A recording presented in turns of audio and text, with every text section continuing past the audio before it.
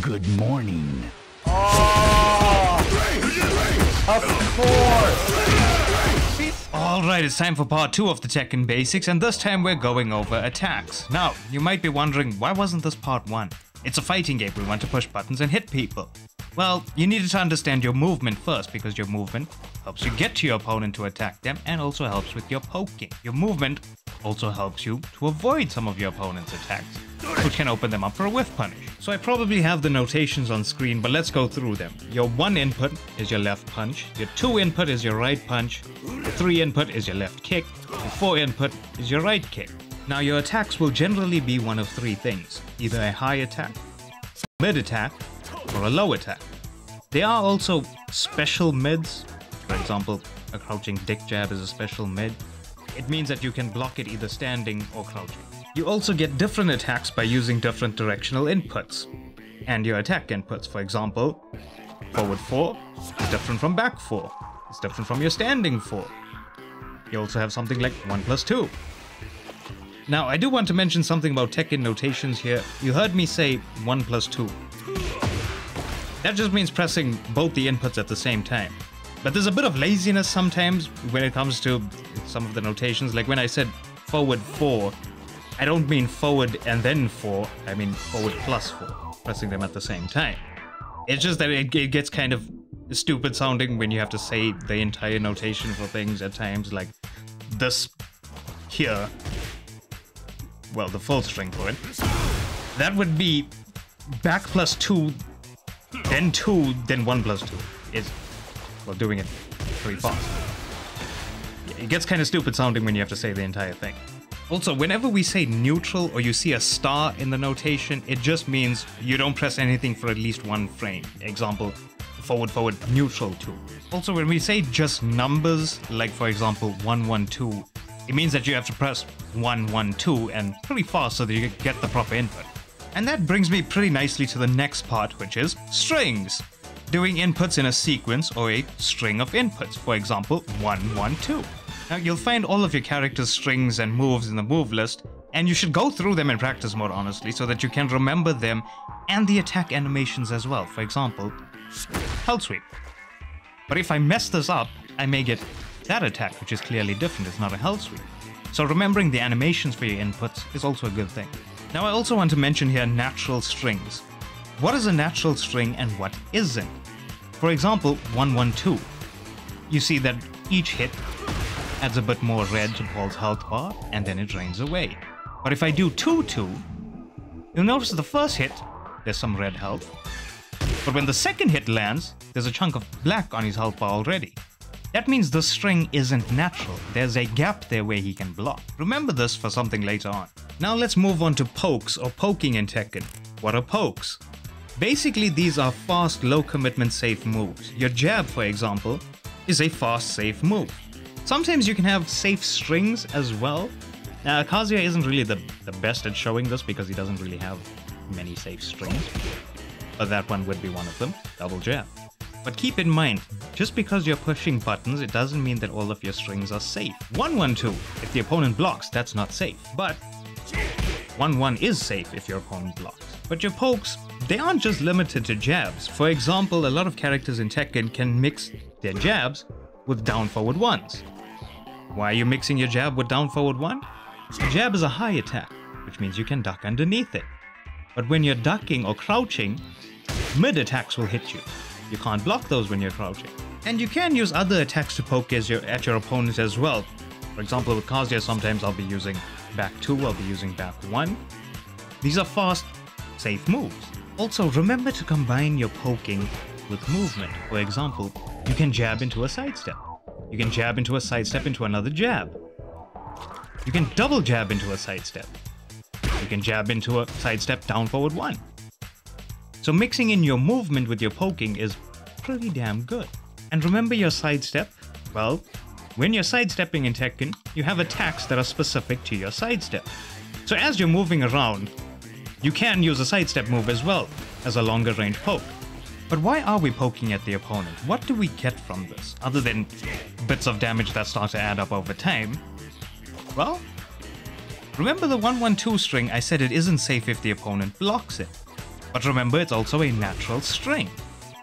So if we are poking at the opponent and we see 1-1 land, we can go 1-1-2. Hit confirm. We can hit confirm that last hit. Suddenly we get a bigger chunk of damage. And this all does tie into your whiff punishing as well. You're moving around, you're poking at your opponent, you're using your sidestep, I hope. And because of that, your opponent can whiff an attack. And if you're fast enough, you can punish them for that. And something you have to keep in mind. Characters in Tekken usually have a weaker side. A lot of their moves will track to one side. For example, Kazuya's tracks more to the left. So when you're playing against Kazuya, you want to be sidestepping to your left or Kazuya's right side, because a lot of his moves will whiff if you're going left. And because of that, again, if you're fast enough, you can get a punish for it. Either something as simple as a string or even a combo. So, if you've been going through your character's move list, you've probably noticed that some of your attacks are doing different things. Some of them knock your opponent down, some of them knock your opponent away from you, some of them launch the opponent, and some of them have this white smoky effect on them. Well, that's because your attacks can have different properties, so let's go through some of them. Now, I keep talking about movement and how it's important, like the sidestep, for example. But how do you deal with someone who's sidestepping? Well, we have homing moves. And you'll see in Tekken 8 that they have those greenish lines. It's kind of a visual indicator that it's a homing move. These moves will hit people that are sidestepping. It's kind of, well, as the name suggests, it's homing. It's homing in on your opponent. Next, we have launches. Some of your moves will launch the opponent on hit, which puts them in an airborne or juggle state. And you can get a combo from that. That's kind of a shitty combo, don't do that. But don't try to spam those launches either. A lot of them sometimes are pretty unsafe. But remember them because they lead to your combo. Next up we have tornado or bound moves. These bound the opponent, usually in a combo when you're using them, and they help you to extend your combo, but they usually only bound airborne opponents. So for example, Kazuya's down forward 1, down forward 2 doesn't do much here until the opponent is airborne. Then it kind of does that tornado or bound. However, there are some moves that auto-bound on hit. For example, Kazuya's twin pistons in Tekken 8. It automatically tailspins the opponent. So in this case, you only get a short combo. Next up, we have evasive moves. These attacks move your character in a pretty evasive way. For example, Kazuya's down 1+2. These moves that have this kind of evasion we call crushing moves. For example, Kazuya's 1+2 again. It has high crush, meaning it goes underneath high attacks. You can also have moves that crush or evade low attacks. For example, Kazuya's up forward 3. Remember these moves for when you're moving around and poking at your opponent. Like, if you watch some of me, well, my videos where I'm fighting my ghost and stuff, you'll see me sidestep into it, down 1+2. Power crush moves. They have this white smoky effect on them. These moves are basically armor moves. You still get hit and take damage when you use them, but they armor through high and mid attacks. But these power crush moves, they don't really power through everything. Like I said, they power through high and mid attacks, but they lose to low attacks. And they also lose to grabs. If you try to power crush and your opponent grabs you at the same time, the grab will win and you actually can't break out of those grabs.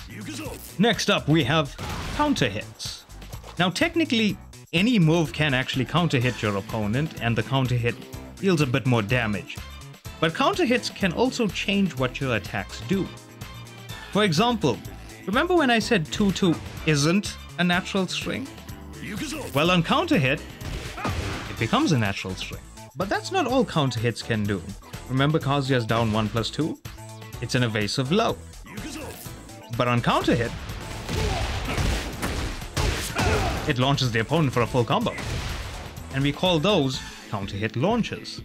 Your character might have a few of these actually. Counter hits can also knock your opponent down. Now while these may not seem as good as your counter hit launches, which give you a full combo, if a move is doing something, there's probably a reason for it.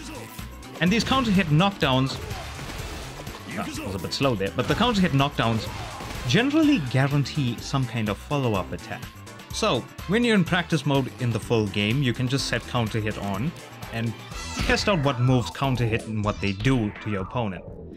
And also try and remember those moves, the ones that knock down, and especially the ones that launch your opponent, and mix those in with your poking and your movement and stuff to try and fish for a counter hit launch or a counter hit knockdown. And lastly for this video, grabs or throws. Every character in Tekken has at least generic throws. For example, this is the 1+3 throw. You also have 2+4, which does a different animation. But remember, you're sidestepping around your opponent all the time, which means you actually have grabs from the sides of your opponent. Left side and right side, you will have different grabs there. Same input, just the animation changes. You can also grab your opponent from their back. And those grabs, your opponent actually can't break out of them. There's also command throws. For example, Stonehead would be a command throw. Forward, forward, 1+2. Some characters have more command throws than others, like King, for example, since he is a grappler wrestler character. He has command throws that lead into other throws, and in the same way you would get a combo or a string, he can chain throws together. So we can grab people in this game and get damage. Amazing. But how do we break throws in this game? Well, pay attention to Kazuya's arms there. Did you see that? His left arm extended out first. That was the 1+3 throw, which means that has a 1 break.